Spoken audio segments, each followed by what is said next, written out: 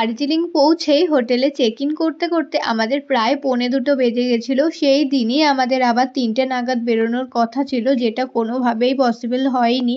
কারণ লাগেজ রেখে ফ্রেশ হয়ে আমাদের লাঞ্চ সেরে প্রায় 4টে বেজে গেছিলো। তাই আমরা সেই প্ল্যানটাকে ক্যান্সেল করে দিই এবং সন্ধ্যার দিকে দার্জিলিং মল রোডে ঘুরতে গিয়ে তারপর আমরা পৌঁছে যাই দার্জিলিংয়ের ফেমাস জায়গা হোপ গ্লিনারিস।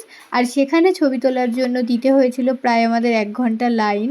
তারপর আমরা কিছু ছবি তুলে চলে যাই ফন্টেনের সামনে কফি খেতে। আর একটা মার্কেট, মহাকাল মার্কেট নামে, সেই মার্কেটটা আমরা খুঁজছিলাম কিছু জিনিস কেনার জন্য, তবে সেই মার্কেটটা আমরা খুঁজেই পাইনি। এক একজন এক একটা কথা বলছিল।